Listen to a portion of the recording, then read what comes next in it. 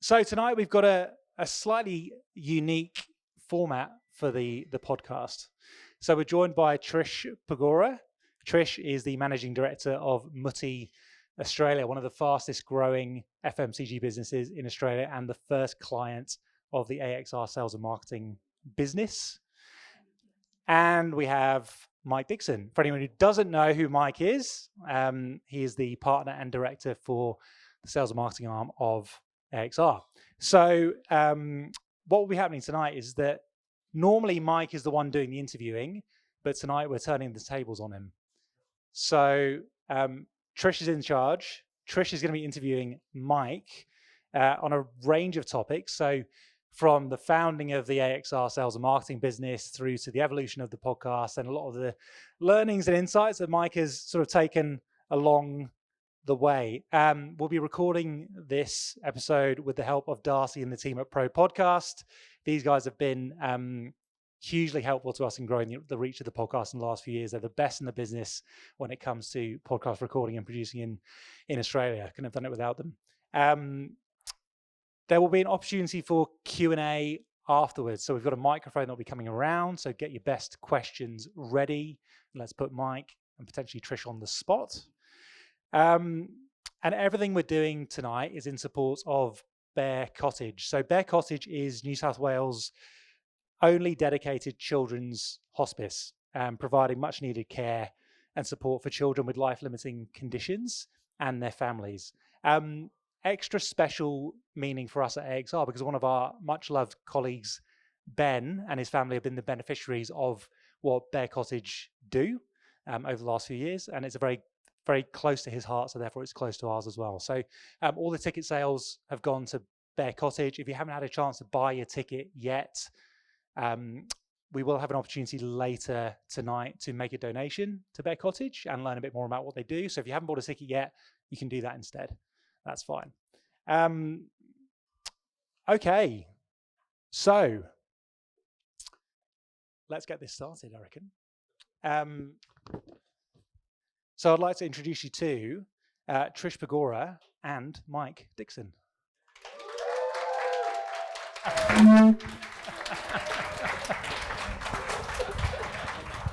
Oh, gosh. Okay. Sorry. Old lady needs the glasses. Thank you. First of all, I want to say thank you to Mike for landing me in this and choosing me. I'm really honoured. It's a testament to our relationship and our partnership over the last 4 years. As Andrew said, we're here to celebrate 100 episodes of the pod, but we're also celebrating a milestone for you, which is your 30 years in recruitment, which is an amazing achievement.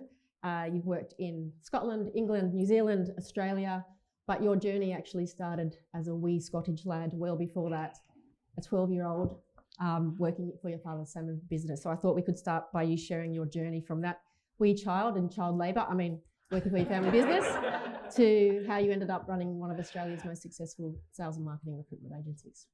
Thanks, Trish.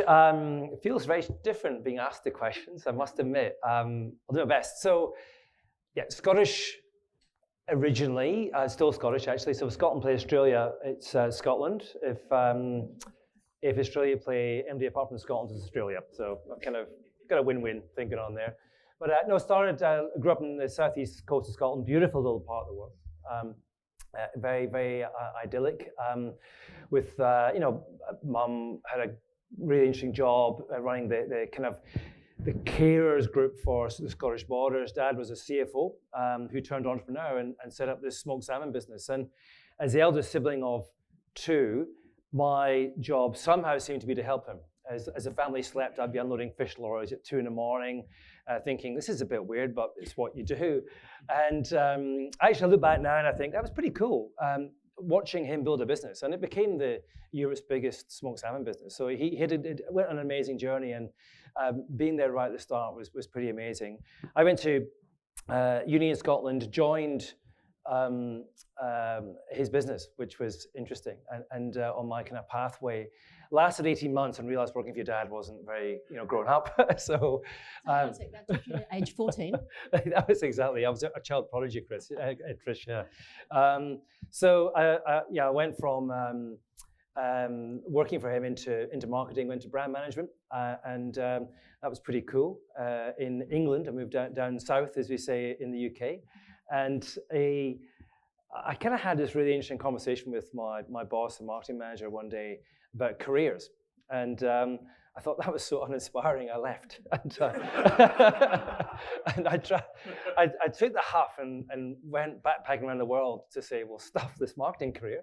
And came back and went to Michael Page and said, right, okay, I'm back. Need another brand manager role. And in 2 weeks' time, I was recruiting as a marketing recruitment consultant, thinking, how did that happen to me? I wanted the brand manager's job. There's some AXR people who can relate to that, I think. And I know. I've applied that thinking since, quite familiar. But so I worked in marketing, Trish, for marketing recruitment for Michael Page for 5 years. Then I moved to Scotland because the hours for the business back then, we're talking, this is like the 90s, early 2000s, we were doing like 12, 13 hours a day. And I had my first child, Rory, who's now not such a child anymore, he's here tonight. And my wife, Karen, and I said, look, when we have a family, you can't work 13 hours a day. That's not sustainable. And I was like, absolutely right. So we left, went to Scotland, which was awesome, and to a little place called North Berwick, which was by the sea, quite idyllic, beach house, golf course one side. Karen, my wife, taught tennis at the courts behind the house. It was great, and I had 10, 12 happy years building out my recruitment career, running bigger teams, bigger businesses, getting into the corporate kind of way of recruiting. We had 150, 170 consultants. It was pretty cool when I was kind of second in command of that business. But Runme was running out, and I was ready to go, and they said, "Oh, don't leave the company. Why don't you consider moving overseas?" I was like, "Oh, well, why not? What did you have in mind?" And they said, "New Zealand." I was like, "Oh, that's quite far from Scotland. It's also the same weather, so I'm not sure why I should go into New Zealand." But actually, I love rugby. We like the outdoor life. I thought, "Oh, I'll give it a go." A couple of years in, and so I went to New Zealand and with the Hudson business as we become at the time, and I wasn't inspired by the business there. I reported through to Australia. It was a reasonably big role, had 60 or 70 consultants, but I had to restructure it completely into a business I didn't like much, and even though it was fit for market. So I was ready to kind of move on and thought, oh, I'll go back to Scotland or whatever comes next. And a couple of old colleagues from my early days at Page ran a company called 6 Degrees, and they said, look, we can't get Sydney going. It's just not happening for us. You're in New Zealand, you're really close. How about one more step across the ditch to Sydney? So that was a tough question to family. You're living in New Zealand. Sorry, Rory's rugby career was going great, and we dragged them all over to Sydney, and then 6 really cool years with 6 Degrees, growing what was a very small business into a big business, and that's what got me here. So tell us more about your time at 6 Degrees. But then there was a pivotal moment where you said, right, I'm jumping out and I'm going to do something crazy like start my own recruitment company in a very mature market. Yeah. What was the tipping point? There was a couple of things that were instrumental in that. So one, I mentioned we'd grown into a big business, and I was getting a bit disenfranchised with big businesses. And I'm sure some of the people here can relate that in a larger business, in a senior leadership role, you end up quite inwardly focused. And I missed being in the market, and I was, more and more. I had so many meetings just about how to make the business better, but without actually making the business better in the market. And that frustrated me. And that corporate journey was why I left New Zealand and joined 6 Degrees. But 6 Degrees was becoming big as well and corporatizing. And for them, it was an exciting journey they hadn't been on. But I'd been on it before, and I wanted more agility. I wanted to run my own thing. I also thought there was a bit of a gap in the marketplace, but part of that corporatization process was also they said, Mike, we want you to go for the CEO role, and I was like, oh, I'm not sure I want the CEO role. I don't believe in the journey's not for me. So I went for it half-heartedly, didn't get it, and I thought, right, so you don't want me, I don't want you. I'm gonna leave. And it's a lot of huffing going on this, isn't it? I kind of so I left, but because I really thought. There's all fine and well saying I want agility, I want to do something different, but I think I thought there's a gap in the market. I really think recruiters get paid for filling jobs, and that's cool. But actually, there's a lot we don't do well as an industry, and I think that's what's missing. And to me, it was how do we fulfill this whole concept of helping someone understand their whole career journey. And that's the gap I wanted to fill with my own thing. And so you jump out of 6 Degrees and you tether yourself to AXR, an existing business that was more focused in the financial services. What was it about the AXR brand that made you think you could add on or bolt on a sales and marketing piece? Yeah, so I liked the guys at AXR. They had this kind of mission, which was careers, not jobs, which is a really simple concept. I thought, that's what I'm talking about. So I met one of the founders, Greg Madden. There's 2 founders, Greg Madden, Greg O'Shea. Met Greg for a beer to say, look, I'm leaving 6 Degrees, just giving you the heads up, because we used to be partners. I used to refer them my finance business, and I'm going to do my own thing. And he said, well, that's interesting. Why do you want to do your own thing? I said, well, because I want to do all this stuff with careers. He said, well, that's kind of what we do. I said, okay, but I don't want to work for somebody. He said, no, we can do this together. And my business partner and I we've been doing this a long time, and maybe we could have a third person in this marriage, which always ends well, right? and you said to Greg at the time that you really wanted time to play golf and go running. Yeah. Bi-weekly, daily. Yeah, well, lifestyle is important as is balance, So,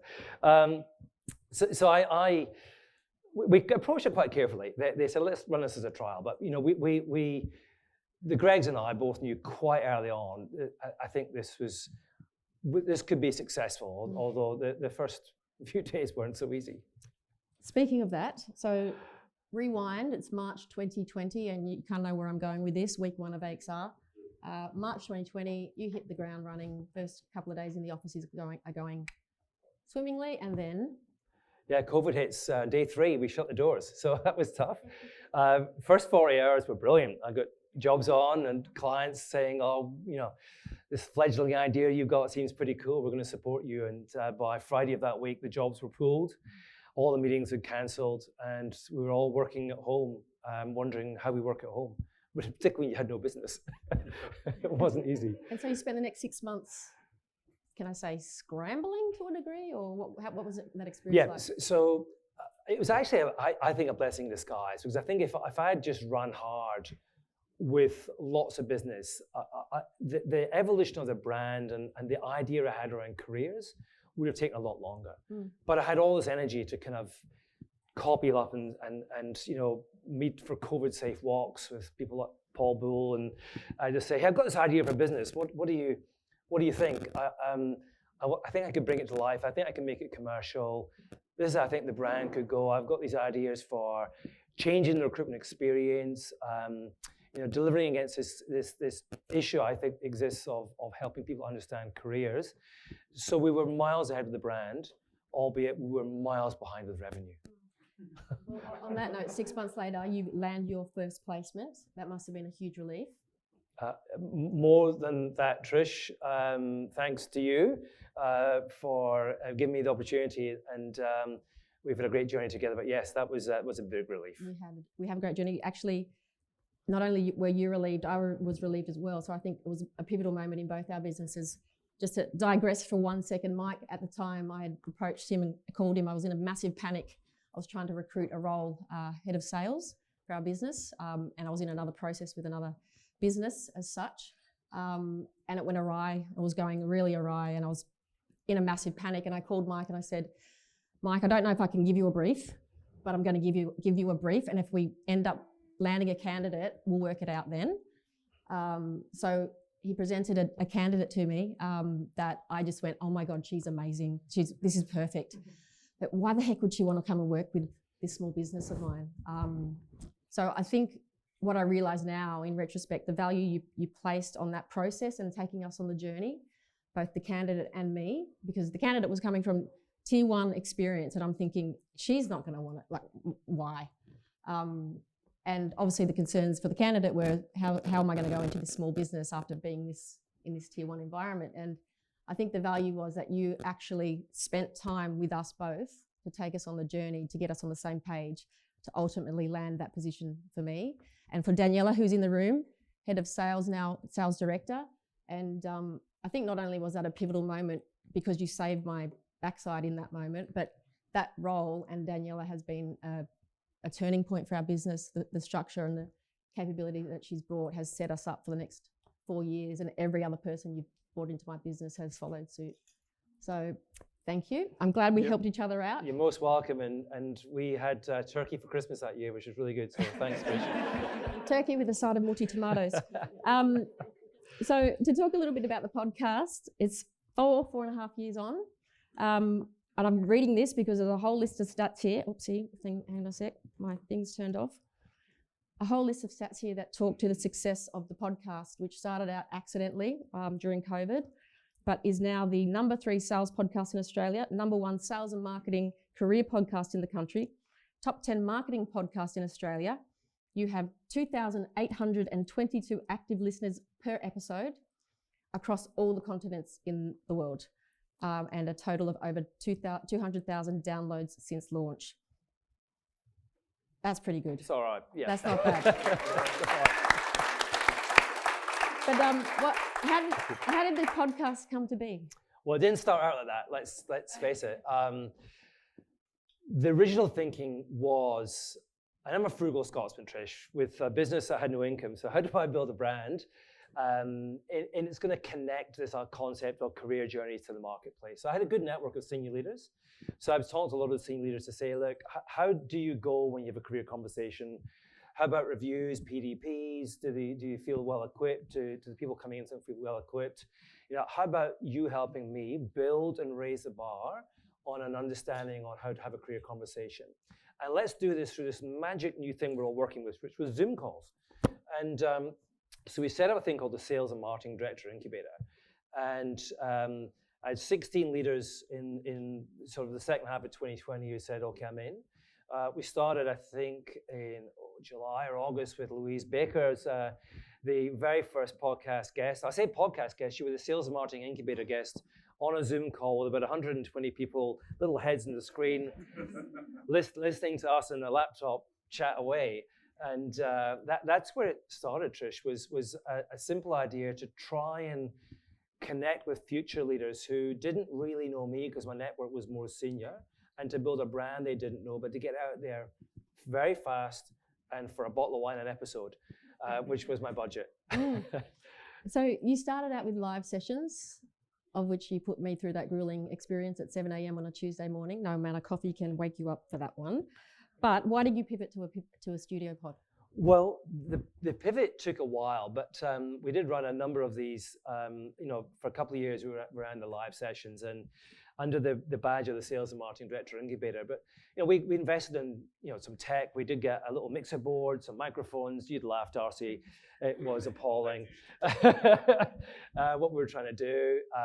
But you're in an office where people are slamming doors. There's alarms going off. We've got a very active building manager who likes to make announcements about fire alarms and emergency lighting.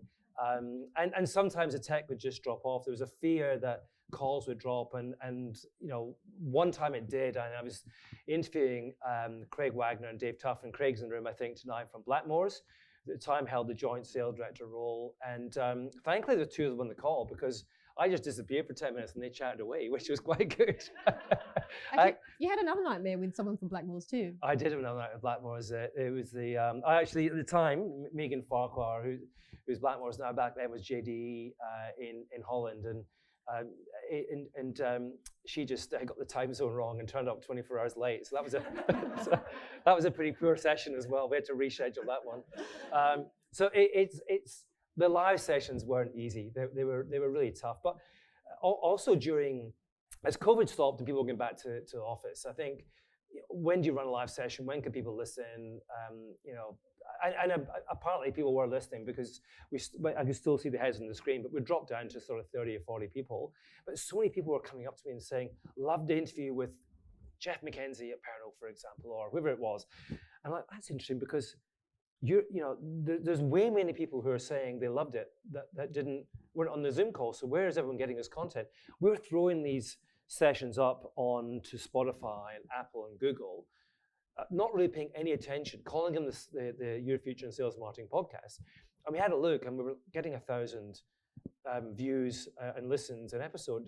which was, and all my energy was going, why are there only 35 people in the session? There's 1,000 people listening. So it changed. You know, the audience had changed, times had changed, and my business, one of my business partners, I can't remember, it was Greg Mann or Greg O'Shea, said to me, Mike, I know you're Scottish, but you've actually got an income now. You are actually making money. You are growing this business. Why don't you go and talk to a professional podcast studio, stop the stress, you know, and actually these people you're bringing on are your clients. So make it a nice experience for them if you can. Bring them into a studio and be quite cool. So we talked to Pro Podcast a couple of years ago, and the rest is history. We went to the studio and all the stress disappeared. Very good. Now, in terms of other guest stories, any particular quirky or surprising moments with guests? I'll give you a surprising one, and it wasn't surprising to me. So I've been always told that when I speak to a fellow Scots person, my accent gets a lot stronger. And my view is nonsense. I'm my own man. I'll choose how I speak, and I'll be the same. So what you guys don't know me, I know me.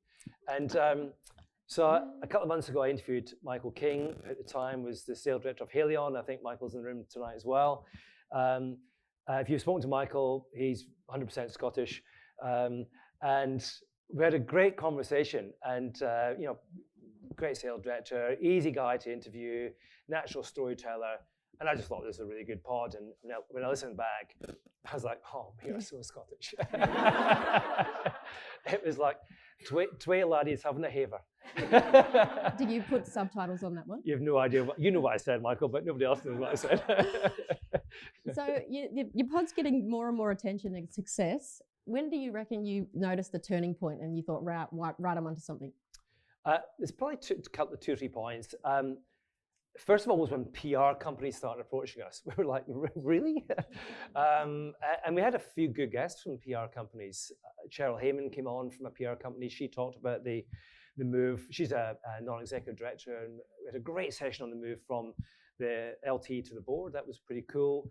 And we still get with John Fung on, who's the Chief Customer Officer of Domain. So we get some really interesting guests come through PR companies. Most of them are from America. They're D-list celebrities who just see the numbers, I think, on the downloads, and it triggers an interest, and they just see, oh, sales and marketing. I've got this celebrity sales guy in America. He'll be great for the Australian marketplace. So we say no to most of them. That was one.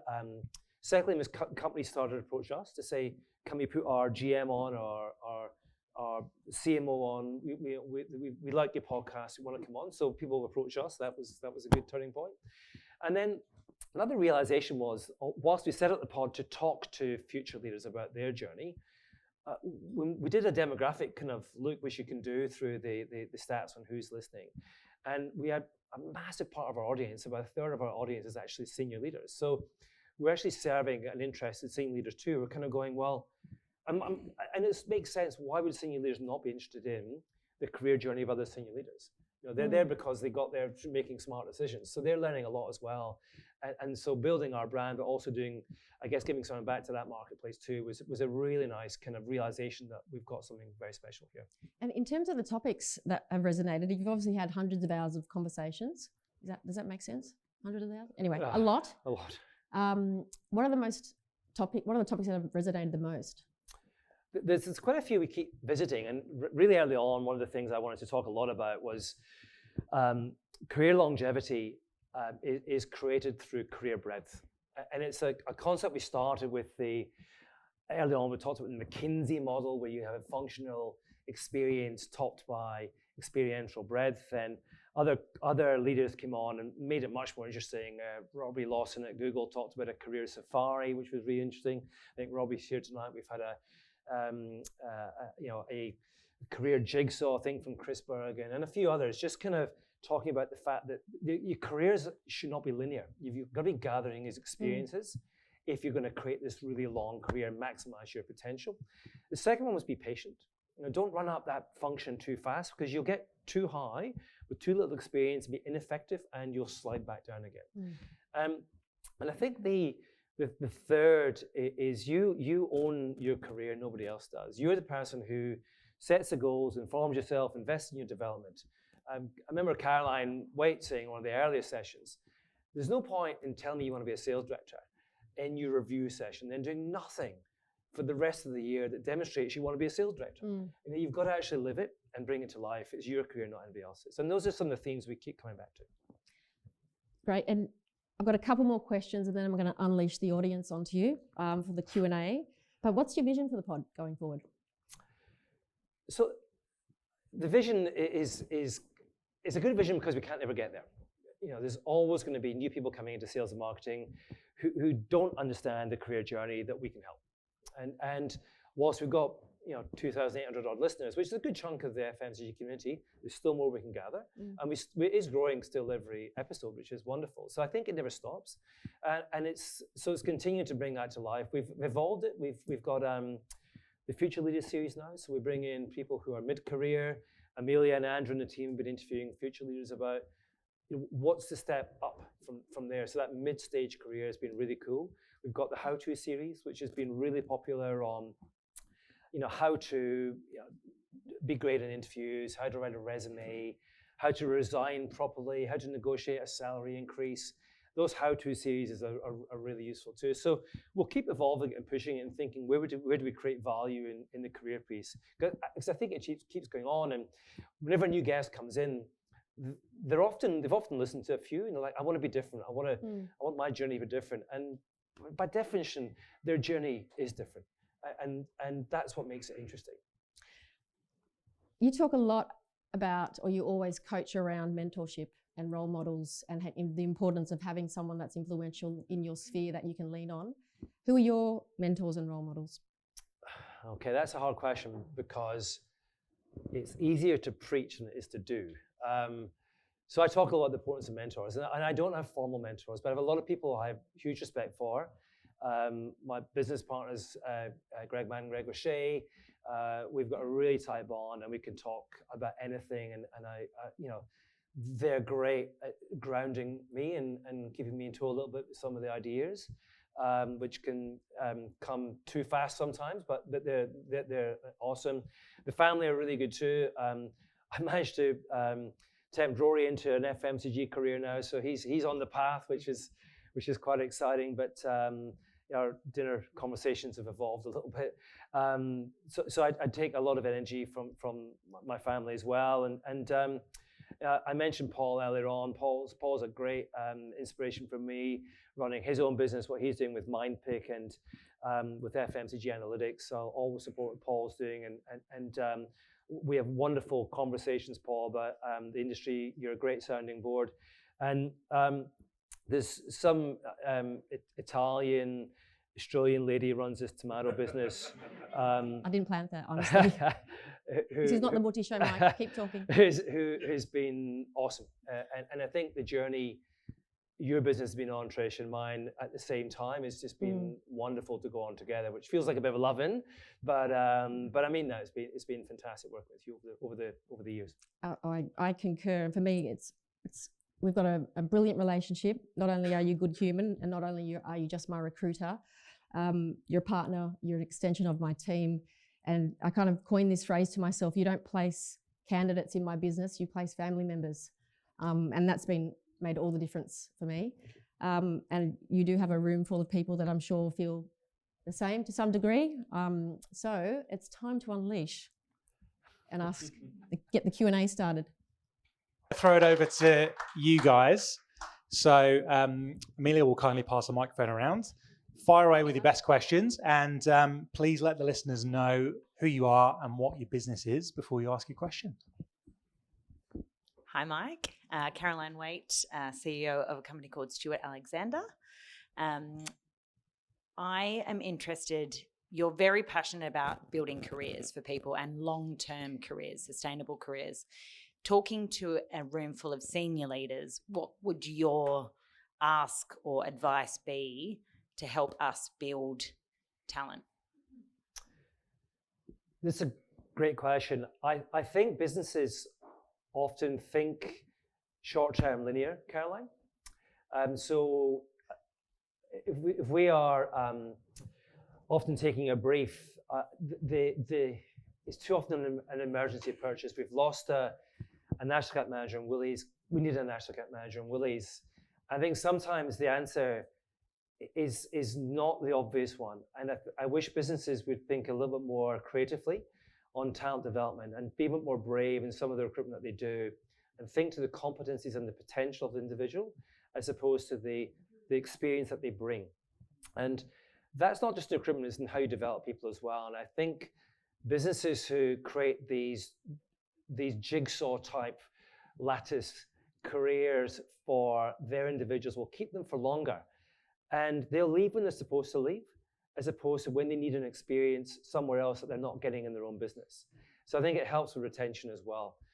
We often push people back to organizations who come to us to say, I can't get what I need.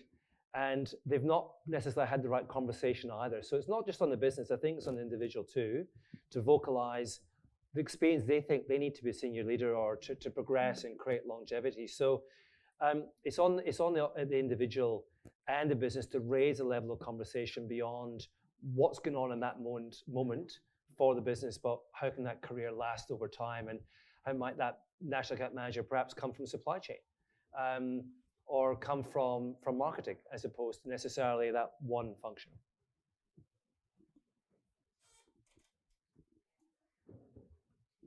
Hi, Mike. Over the time, it's been a few years now, and I'm now with Huhtamaki Tailored Packaging and Louise Baker. And thank you for having me on your first podcast. It was a pleasure. Enjoyed it.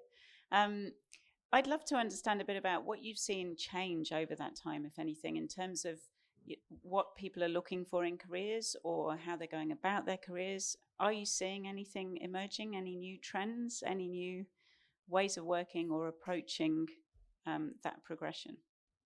It's a great question, Louise, and good to have you on the podcast, not just us on a laptop. Yes. Yeah, never forget you first, do you? Oh. Mike, this is not that kind of podcast. Where did I go from there? You can cut that bit. You can cut that bit out, right? Oh, no, we're going to leave that. It's going to be the promo one. That's the promo piece. I think there's been a lot that's changed. I think we've had a small part to play in that as well. 2,800 active listeners. There's a lot of people who are interested in their career who weren't getting much insight or advice beyond their immediate circle before. So there's a lot more advice out there through the help of everybody in this room and more, the 110 guests that have been on the 100 podcasts so far, who have really challenged, I think, perception on what a career looks like, and taken away from the very obvious path that you often enter a career with, which is, I see my boss, my boss's boss, my boss's boss, and that's the path for me. And it never is. And if it is, you're not going to go that far. So I think the level of understanding and education around career is a lot better. I think organizations are much more mature around how they're developing people as well. To the question you had before, Caroline, I think we've got a lot more work to do in that. But I see it happening a lot more. Another trend which, I think a way that's playing through, and another trend which I'll talk to too, is the gender stereotype has been really challenged in the last few years in a good way. Marketing isn't for girls and sales isn't for boys. And I did the stats in this, thinking in preparation for this podcast, we've worked really hard to get a pretty even split of male and females on there. We've actually, and this is not deliberate, we've actually had 55 females and 55 males. It's been an absolute 50-50 split. And it's almost the same when you look at the number of sales leaders we've had on versus male CMOs. So we've really kind of been quite deliberate in saying, hey, there's a different way to do this. And I know that so many of those leaders have been approached by people in the more early stage, those future leaders have approached those team leaders to say, I didn't think I could be a sales director, but I thought my pathway was different, but I want to be that now. I know there's lots of mentoring that's going on as a result of the podcasting that we've done, and that's been a really pleasing change that we've seen in the last 4 years. And it's no longer as tough. People say, have you interviewed all the female sales directors yet? I'm like, no, I've got loads more to come. In fact, the next pod is Claire Darrick, who's coming on, who's now the sales director of Vidigal, another female sales director, and equally in it comes to male CMOs. So I think that's been a really interesting trend as well. Wonderful. Love that you're shifting paradigms and a great force in the market. Thank you. Thank you.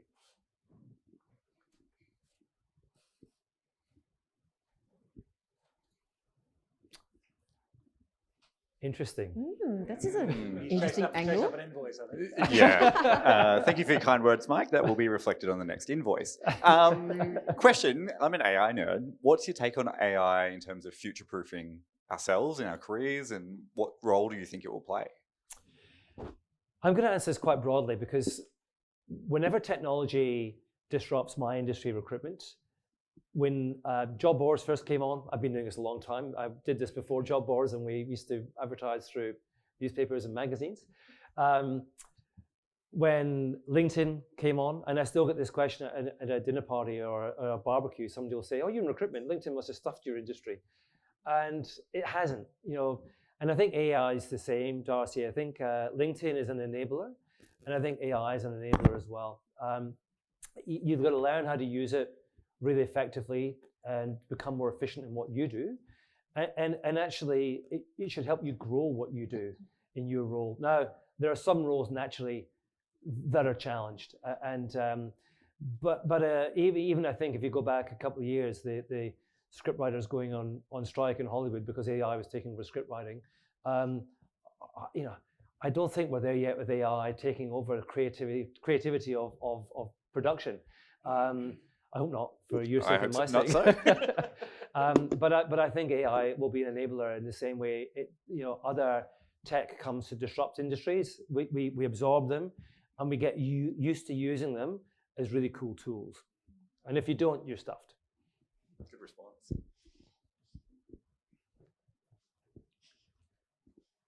Interesting as well. Here we go. He's got a cheeky look on his face, I can just tell. Mike, this actually isn't a question, this is a statement. You guys are all in sales and marketing. I'm Greg O'Shea, I'm a partner of Mike, or one of Mike's partners, not the first. But I'm lucky enough to work with Mike. His passion and enthusiasm is amazing. And meeting you guys today in sales and marketing is incredible. So I look after accounting and finance, and I deal with accountants all the time. So if you ever need a cool accounting and finance person, please give me a call. Shameless plug. Thank you very much. Mike, you've done a great job. You're awesome. Thank you.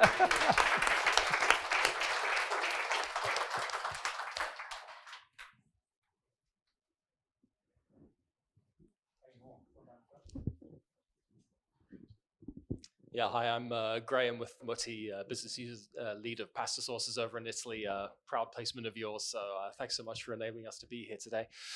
I want to go back to some of the themes you've spoken about, which is about helping the gap in the market you identified and helping an individual identify their full career journey. We talk about recruiting family members. We look at the community around here. And in many ways in the industry, sometimes we see recruiting practices get depersonalized, a little bit more technology. Just want to get a sense of your view on that gap in the market and whether you see it converging or diverging over the next 10 years. Is it still there? Are other people going to catch up with you? You're going to go your own way? How do you think about it?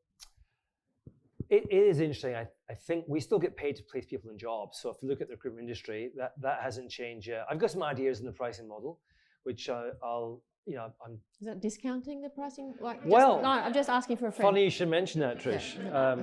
Short-term discount, long-term more. But there's ways I think as an industry we could evolve our pricing model, which will change behavior away from putting a bum on a seat and just filling the need in the moment. But I do think my view is if you can elevate the conversation going into a business as a candidate, not just the role you're going for, but the journey of that organization, how you can contribute over time, then you'll have a very different conversation, because the role you do in day one is not the role you're going to do in 6 months or 6 years. And therefore, if you take that conversation and talk about the immediacy of what's needed to be done, but also where's this organization going and what will success look like in a year? What is the business vision for 3 years, and how could I contribute and help you get there over 3 years? And your conversation will really change. as part of that recruitment process. And I think that still sits within the model quite easily in terms of what we have currently, but it will deliver much better recruitment. Now, we try and do that already. There's nothing that stops the industry delivering against that as well. I think where we have a march on the industry is the ecosystem that we create around the career insight from the likes of the podcast, the quality of the reports and blogs and salary guides and insights we put out there. The monthly report on who's where in the marketplace is an enormous open rate because it challenges perception. Because people go, oh, how did they get that wrong? And I didn't think of that. And as we put interesting moves in that, and so our role is just to keep challenging and pushing and challenging and pushing to elevate the conversation. Now others can catch up, but as long as we keep ahead, then I'm good with that.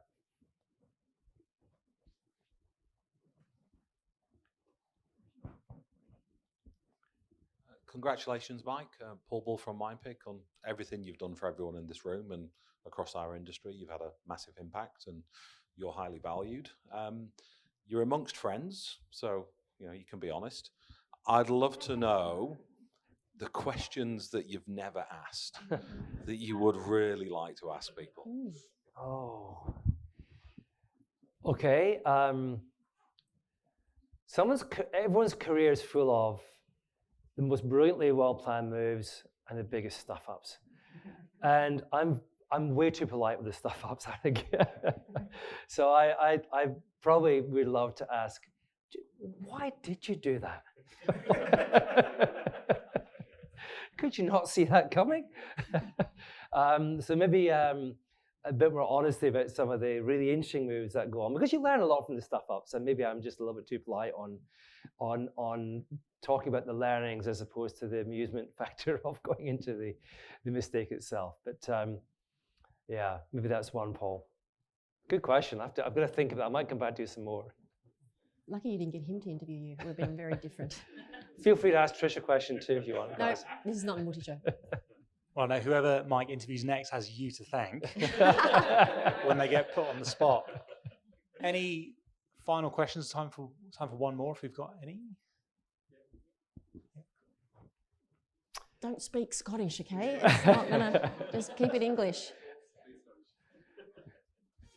Michael King, unintelligible Scotsman. So based on the last question, what's your big stuff up? Ooh, nice. What did you say? Yeah. don't worry about it. It's okay. What's your biggest stuff up? I can't honestly. I didn't hear you. What's your biggest stuff up? Should I say in this Scottish accent? No, I'm kidding. I'm just trying to delay. What's my biggest stuff up? That's a really, really good question. I would, I don't know if it's a stuff up, but I mentioned having John Fung on the pod earlier on. He's not in the room, but John might listen, so I'll be careful what I say here. But John came from a PR company, and he had this amazing career in Uber, in Google. He's an Australian who had gone and conquered the tech world. And I was really flattered when I was approached by his PR company. He was new back in Australia, trying to rebuild the profile, running domain. And I thought, this is really, really cool. And we had a kind of prep call with the PR company, which is unusual, but I thought, hey, he's a big celeb. I'll go with this. And he was really quiet. And I thought, oh, no, what have we done here? We've committed, we have to have this guy on. And we had half an hour coffee beforehand, super quiet. I couldn't get much out of him at all. And I was really worried that this was going to be an absolute nonsense. We even couldn't put it out. And then as soon as I did the intro, it was like someone had put a firework up his bum. It was just, this guy just lifted off, and he was brilliant. And he just, at the end I said, what happened? He said, I just bring the energy when I need to. Like, thank God you did. So not a stuff up, but almost I thought would have been a stuff up, but ended up being, he was pretty good. You can tell why he's had the career he's had. My mum saw our podcast and she said, if you're ever in Prestwick, you have to stop in for a cup of tea. Oh, nice. With shortbread. Shortbread.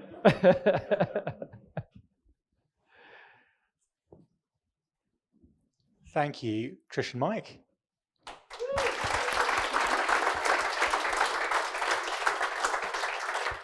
So a big thank you again to Campari for hosting us in this amazing venue. Thank you to all of you for your support of the podcast and for being here tonight.